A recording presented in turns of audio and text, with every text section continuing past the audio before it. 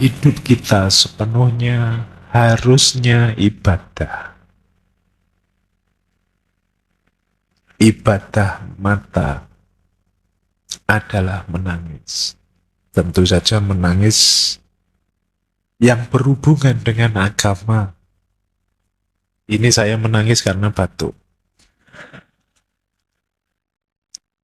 Jadi pas ibadah mata adalah menangis, nangis beneran cuma karena batuk.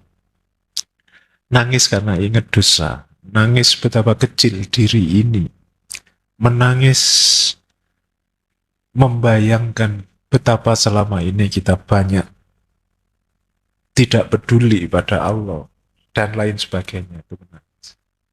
Ibadahnya telinga adalah mendengarkan hal-hal yang baik, mendengarkan ilmu dan lain sebagainya. Ibadah lidah adalah memuji. Yang paling utama memuji Allah. Tapi juga boleh juga pujian yang membahagiakan orang lain, bukan mencaci. Ibadahnya tangan adalah memberi. Ibadahnya tubuh adalah berikhtiar, berusaha. Ibadahnya hati adalah takut dan berharap pada Allah saja.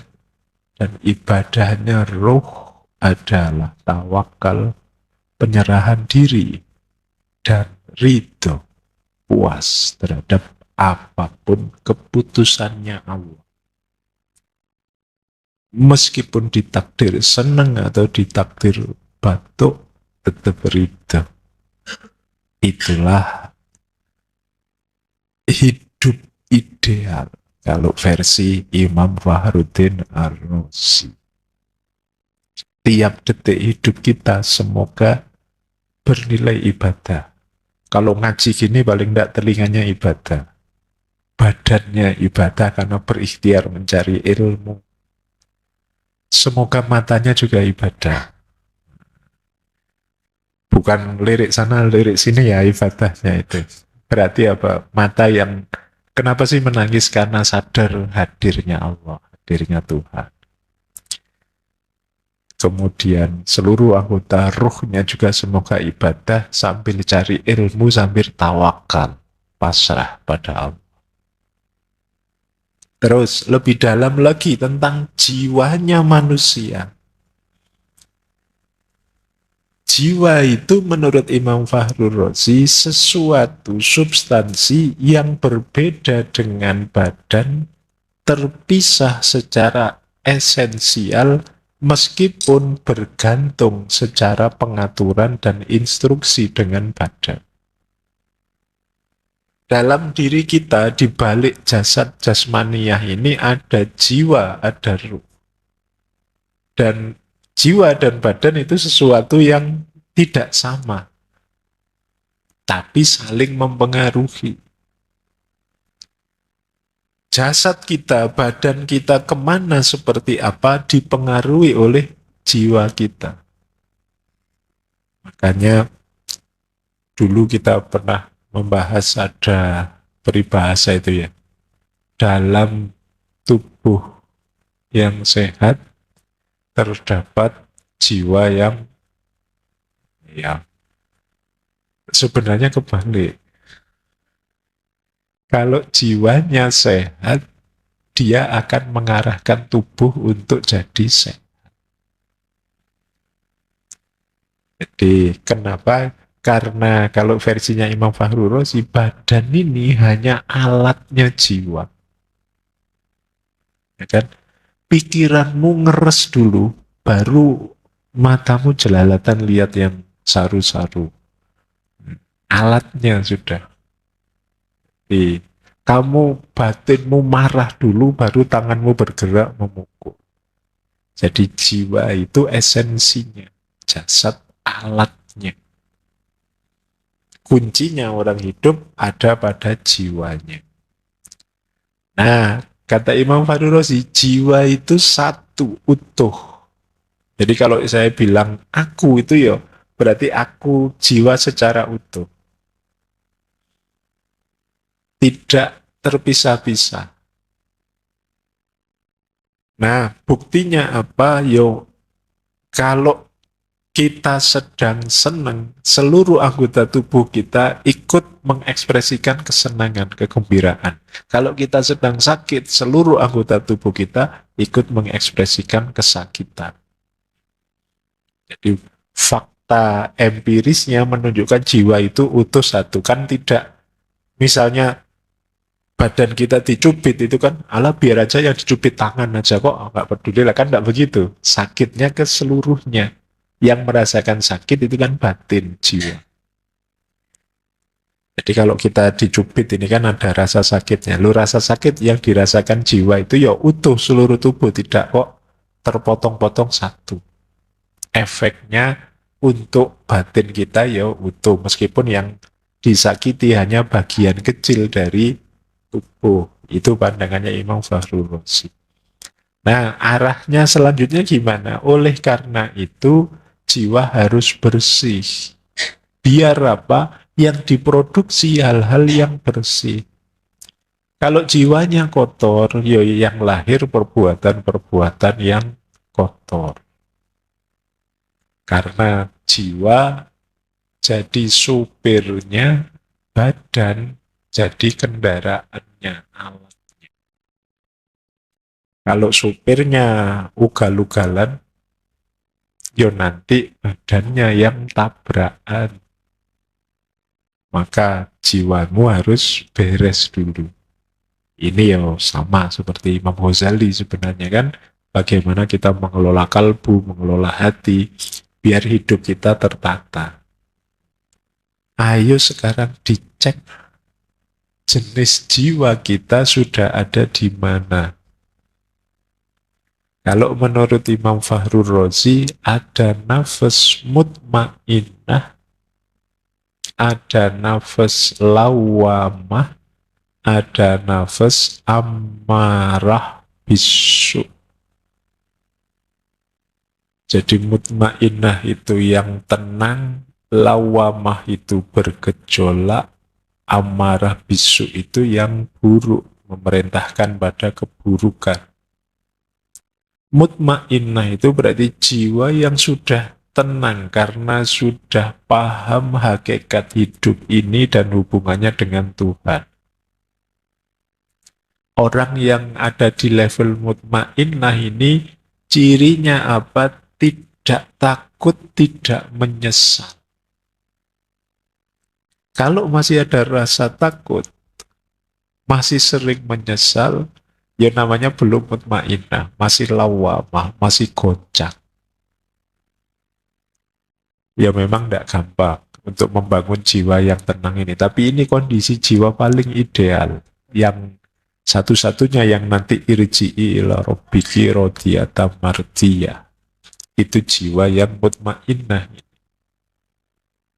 Kalau teman-teman sudah ada di sini, alhamdulillah. Ya, kalau belum, ya memang belum memulai perjalanan mungkin kalian. Ayo dimulai menuju mutmainnah. Sebagian besar kita mungkin ada di yang kedua, nafas yang lawamah. Masih bergejolak. Cirinya lawamah itu masih banyak penyesalan, meskipun setelah menyesal diulang lagi. Nyesel saya, Pak, kenapa kok kemarin nyontek ya? Ayo besok ujian ya nyontek nih. Kenapa kok saya bohong ya, Pak? Nyesel saya, Pak, kok tadi lihat video-video yang tidak pantas itu ya. Tapi besok ya kumat lagi, nonton lagi. Ini lawamah, masih bergejolak. Cirinya yaitu tadi, masih sering menyesal. Semoga tidak yang ketiga. Yang ketiga itu nafsu yang memerintahkan pada keburukan.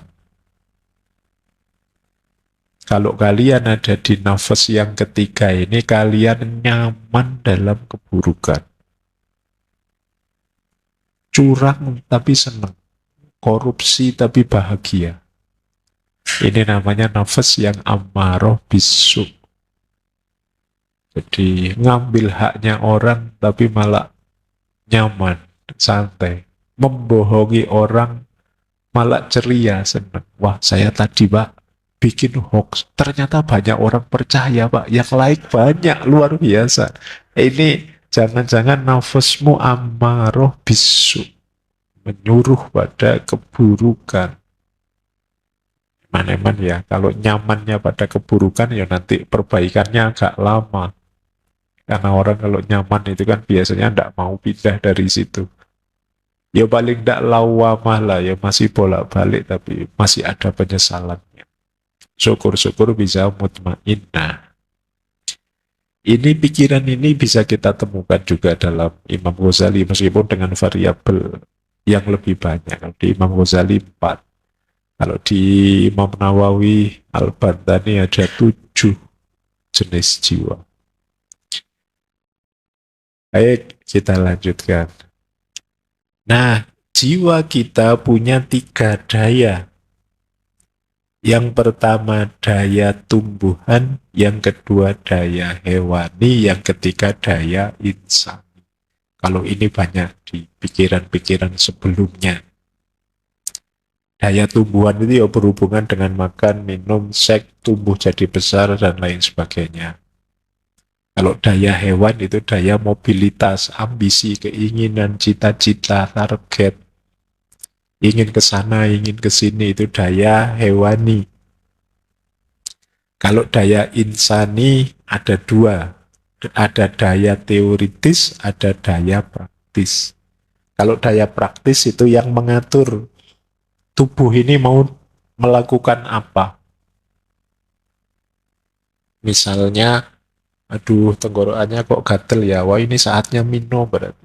Nah itu pikiran yang menyuruh minum, itu daya praktis namanya.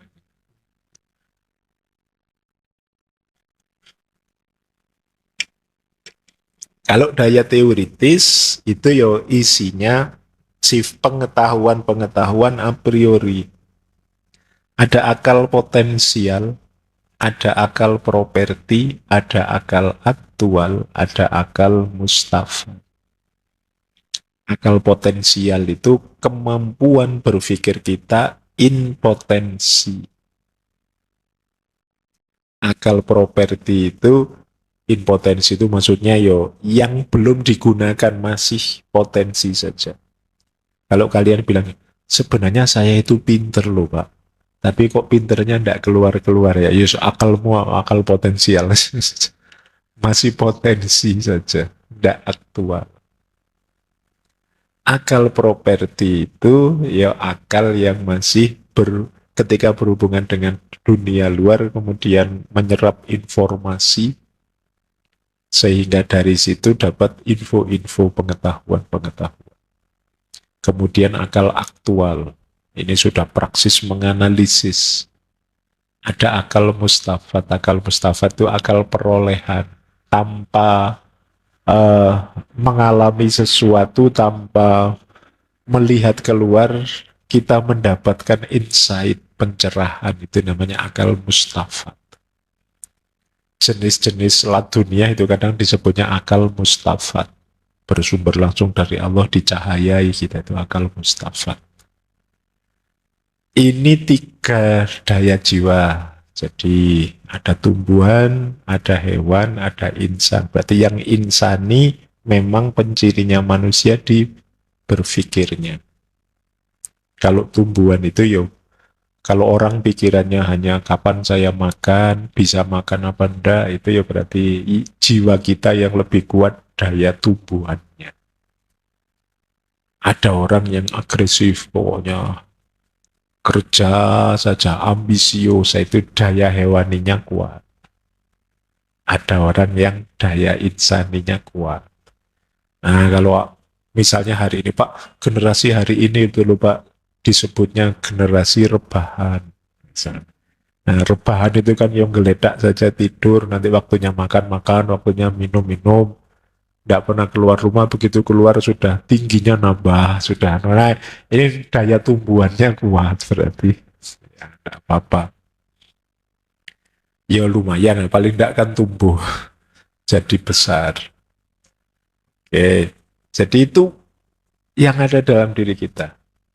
Yo masing-masing ada perannya, jangan dimatikan, tapi juga jangan berlebihan. Yo kita harus ngopeni kan daya tumbuhan kita, yo kita harus makan, minum, kawin, tapi jangan berlebihan. Kalau berlebihan akan balik merusak kita sendiri. Daya hewani juga begitu, jangan berlebihan. Bahkan daya insani pun jangan berlebihan. Hari ini kan terkenal sekali itu kan penyakit overthinking itu. Mentang-mentang manusia mikirnya di pol-pol no sampai stres dewe. Ya, kan enggak ada kok misalnya kok kambingmu apa ayammu, wah ayam saya jangan-jangan overthinking itu, bahkan enggak mungkin. Sejak tadi kok muter-muter di situ, enggak. Yang bisa overthinking itu manusia dok, karena dia bisa mikir. Nah, overthinking ya termasuk jenis berlebihan dalam berpikir. Makanya kalau mengikuti Imam Ghazali kan semuanya harus tengah-tengah. Tengah-tengahnya daya tumbuhan itu namanya iffah. Iffah itu mampu menjaga diri, menjaga kehormatan diri. Kalau orang hanya nyari duit saja, tidak peduli yang lain. Orang hanya mikir perutnya sendiri, itu kan kehormatannya akan jatuh. Maka yang pas saja, biar kamu masih terhormat di mata masyarakat, makanya namanya iffah. Yang kedua daya hewani. Daya hewani itu ya orang memang harus punya cita-cita, harus punya keinginan, tapi jangan berlebihan ambisius. Tengah-tengahnya namanya saja'ah. Saja'ah itu keberanian untuk mewujudkan keinginan-keinginan baik, tapi jangan berlebihan. Kalau berlebihan, ya daya hewaninya nanti bablas. Yang ketiga, daya insani. Kalau daya insani yang berpikir tadi, tengah-tengahnya namanya hikmah. Jadi kalau hikmah itu ya pengetahuan yang manfaat, yang pas, yang cocok, yang sesuai untuk hidup kita. Pengetahuan yang tidak sekedar dikoleksi, tapi demi perbaikan kualitas diri. Itu namanya hikmah. Pak, saya sudah ngerti banyak ilmu tentang ini, tentang itu. Lah, tapi kok kamu kualitas hidupmu tidak meningkat? Tidak tahu ya Pak, ya berarti kamu kurang hikmah. Jadi pertama-tama dahulukan ilmu pengetahuan yang mengupgrade dirimu, kualitas hidup. Jangan misalnya tiap hari diskusi tentang kemiskinan, tapi kamu sendiri miskin. Nah, manfaatkan dulu teorimu untuk kesejahteraan hidupmu, biar ilmunya berubah jadi hikmah. Oke, jangan sekarang yang ramai itu kan diskusi tentang moderasi beragama. Ya sebelum itu moderatkan dulu dirimu. Jangan sampai yo tiap hari berdiskusi moderasi, kamunya sendiri masih tidak moderat, masih ngamukan, masih. Nah, keberagamaanmu masih tidak imbang. Ya moderatkan beragama. Nah, ini namanya hikmah. Jadi tiga daya dalam diri kita ini harusnya kita kelola dengan pas. Karena Allah memberi tiga daya itu tentu saja ada tujuan dan maksud serta manfaatnya demi pemenuhan amanat sebagai hambanya dan khalifahnya. Oke, puncak kesempurnaan jiwa yang rasional, kata Imam Fakhrul Razi, adalah ketika dia tahu yang benar dan sadar untuk mengamalkannya. Itulah puncak. Berarti tidak sekedar tahu mana yang benar, tapi juga sadar mengamalkannya. Kalau tahu kan insya Allah teman-teman tahu banyak lah, sekolah sudah sampai kuliah itu ngerti macam-macam, mana baik, mana buruk, lengkap sudah referensinya. Tapi sadar menjalankannya ini yang mungkin masih belum. Saya tidak tahu, mungkin sekali-sekali teman-teman muhasabah introspeksi ya. Dari yang baik-baik yang saya tahu, berapa persen sih yang sudah saya laksanakan. Nanti akan kelihatan sejauh mana jiwa kita mengalami kesempurnaan. Tambah banyak prosentasenya, tambah utuh. Berarti kesempurnaan jiwa, ya meskipun manusia tidak mungkin perfect sempurna, tapi paling tidak menuju kesempurnaan. Inilah ideal yang ditetapkan oleh Imam Fakhrul Razi, bahwa ya anugerah paling besar dalam diri kita itu akal, rasio. Dia memuncak kondisi paling ideal ketika memahami kebaikan dan jadi pendorong kebaikan. Lahirnya amal baik. Saya lanjutkan. 3 tingkatan jiwa apa? Kalau ini ahwalnya, kalau tadi kan makom. Yaitu yang pertama as-sabikun atau al-muqarrabun. Ada jiwa level 2 ashabul maimanah. Kadang disebut juga ashabul yamin, yaitu al-muqtasidun.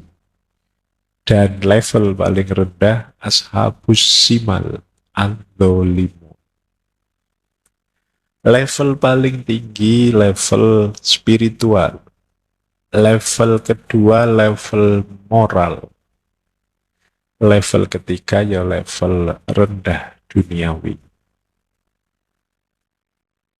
Orang yang hidupnya hanya sibuk mencari kesenangan duniawi saja, perhatikan kata saja ini ya, bukan berarti oh kalau begitu, kalau menurut agama berarti hidup tidak boleh senang. Boleh, silahkan saja, wong Allah menciptakan kita untuk senang, untuk bahagia, tapi bukan itu puncak perjalanan kita. Puncak perjalanan kita itu ilaihi roji'un. Jadi kesenangan dunia jangan jadi target final, sehingga segalanya diarahkan untuk senang-senang duniawi. Arahnya tetap ilaihi roji'un. Maka jangan jadi ashabus simal, kita ada di level jiwa paling rendah. Yo mari naik ke ashabul yamin.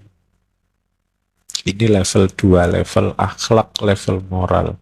Yang paling tinggi muqarrabun. Ini ya para siddiqin, para aulia yang sudah dekat dengan Allah. Baik, yo saya tidak tahu, semoga paling tidak teman-teman tidak di ashabus simal. Semoga ya di ashabul yamin lah, meskipun belum nyampe muqarrabun, orang-orang yang dekat dengan Allah.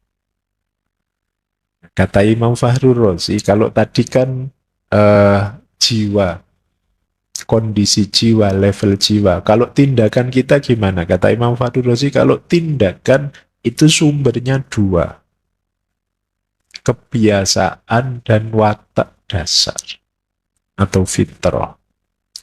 Kebiasaan diperoleh dari hasil pendidikan dan pelatihan-pelatihan. Kalau fitrah itu ya memang asali kita, asal kita begitu. Yang lebih diutamakan apa? Kebiasaan ini loh. Jadi kebiasaan itu karena lahir dari pendidikan, ya berarti ayo mendidik diri kita secara positif sehingga terbangun kebiasaan positif dan muncul karakter yang positif dalam diri kita. Karena dasarnya tindakan yang utama itu kebiasaan, berarti kuncinya adalah pembiasaan.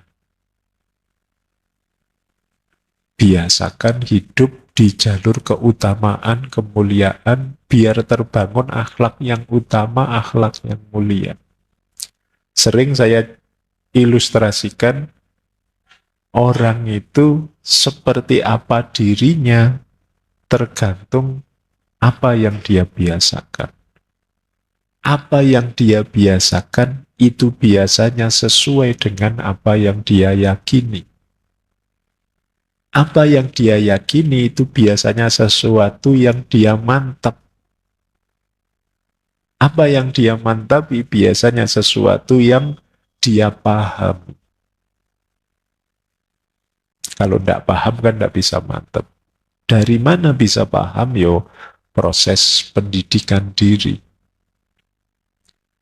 Dari situ dapat ilmunya. Jadi dari pendidikan kita dapat ilmu, ketika sudah paham kita tambah mantep, ketika mantep kita yakin, ketika yakin kita akan menjalankannya, dan ketika kita istiqomah lama-lama terbiasa. Kalau sudah dibiasakan jadi akhlak, jadi karakter kita. Kalau sudah jadi karakter, dia akan keluar secara otomatis.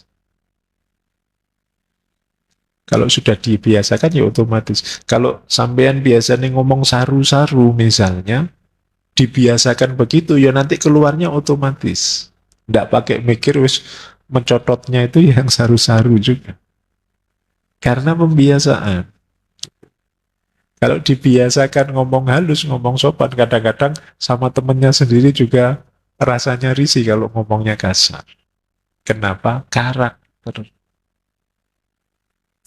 Maka jangan menghargamatikan hal-hal buruk yang kita miliki sebagai manusia. Hal buruk itu misalnya, saya memang orangnya gini kok Pak, kalau ngomong belak-belakan, sampean jangan baper loh Pak. Iya, tapi kalau ngomong belak-belakan yang menyakiti itu sebenarnya bukan harga mati. Bisa kok diubah. Kadang-kadang kan ada orang itu alasannya, yo saya sudah terbiasa begini, yo mau gimana lagi. Enggak, jangan mau gimana lagi. Bisa kok kalian jadi lebih baik. Dengan cara apa? Biasakan. Saya memang keras gini, mau apa kamu? Iya ya, tapi ya jangan diharga matikan. Kalau memang pengen santun, pengen lembut, bisa. Wong manusia itu tergantung bagaimana dia membiasakan dirinya. Baik, itu salah satu rumus tindakan. Jadi, ya memang manusia punya watak bawaan. Tapi sebenarnya yang dia lakukan lebih banyak dibentuk oleh pendidikan, pelatihan, dan pembiasaannya di tengah masyarakat. Ya kayak kalian ini misalnya sudah terlanjur tiap Rebo malam sering ikut ngaji. Nggak ikut kan rasanya nggak enak. Atau sebaliknya, nggak pernah ikut ngaji, diajak ngaji mesti berat. Kenapa? Belum terbiasa. Itu di antara keunikannya manusia. Oke, saya lanjutkan. Imam Fahru Razi punya konsep yang khas tentang kebahagiaan. Beliau realistis. Ya, kebahagiaan itu ada kebahagiaan ruhani, ada kebahagiaan jasmani, kebahagiaan luar. Kalau rohani, kebahagiaan dalam. Apa kebahagiaan batin? Kebahagiaan rohani itu sempurnanya potensi pengetahuan dan keindahan. Kalimatnya unik ya. Maksudnya apa? Ya, pengetahuan yang kita miliki itu utuh, sempurna, dan bisa diimplementasi. Ketika kita mengimplementasikannya, disitulah muncul keindahan. Keindahan hidup dalam ilmu. Itu membahagiakan. Kita sadar bahwa manusia itu tidak boleh sombong. Dan kita sukses untuk tidak sombong. Bahagia kita. Misalnya kita tahu bohong itu jelek. Ada situasi yang mendorong kita untuk bohong. Tapi kita berhasil mengalahkan situasi itu, tetap kita jujur, itu membahagiakan. Itu kebahagiaan batin. Jadi kombinasi antara pengetahuan dan keindahan hidup. Ya kalau kebahagiaan lahir ya biasa saja sih. Kebahagiaan lahir itu harta, kedudukan, dan lain sebagainya. Ya, ini memang membahagiakan juga. Tapi yang lebih hakiki, kebahagiaan batin. Untuk bahagia batin, syaratnya antara lain adalah 4. Takwa, jujur, bisa dipercaya, dan istiqomah. Takwa itu berarti hidup yang terkendali, hidup yang terkontrol sesuai dengan kehendak dan ridhonya Allah. Dari kata dasar wako yaki wikoyatan ittako yattaki, berhubungan dengan kemampuan mengendalikan diri. Jadi orang bertakwa itu orang yang mampu mengontrol, mengelola, mengendalikan dirinya hidup sesuai kehendaknya Allah. Inilah orang bertakwa. Kemudian jujur. Jujur itu ya objektif apa adanya. Kalau iya bilang iya, kalau tidak bilang tidak. Setuju bilang setuju, tidak setuju ya bilang tidak setuju. Dapat dipercaya. Jadi kalau ngomong A, ya besok memang A. Kalau sudah janji B, ya besok dilakukan B. Nah, berarti nanti kalau ada yang janji-janji waktu kampanye, kok tidak dipenuhi, ya kemungkinan tidak bahagia. Karena syaratnya bahagia itu kalau sudah janji dipenuhi sehingga dia bisa dipercaya orang. Dan istiqomah. Istiqomah itu tadi ya membiasakan diri dalam kebaikan-kebaikan yang ingin kita jalankan. Ini syaratnya bahagia menurut Imam Fahru Razi. Jadi takwa, jujur, dapat dipercaya, dan istiqomah. Ngomongnya cowopet tapi melaksanakannya bisa bertahun-tahun kamu latihan untuk takwa, jujur, dapat dipercaya, istiqomah. Ini perjuangan paling berat. Istiqomah itu seperti dulu pernah kita ngaji ya, rasanya ringan, tapi kalau dijalankan berat. Oke. Nah ini menarik, ini ditulis di akhir-akhir hidup beliau.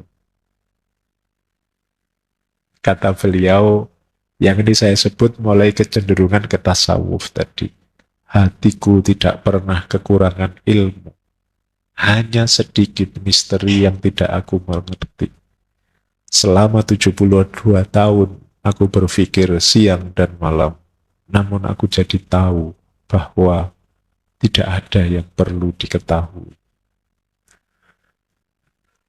Yo, cuma ini tidak untuk kalian.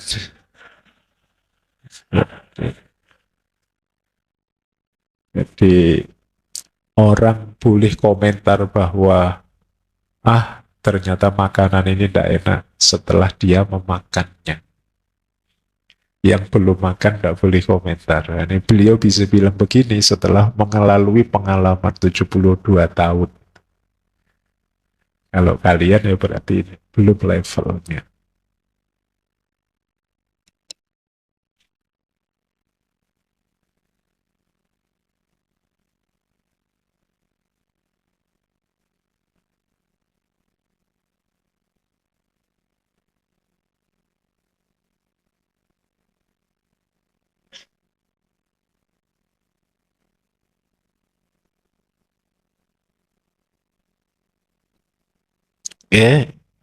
Di luar dunia ini terdapat kehampaan tanpa batas akhir.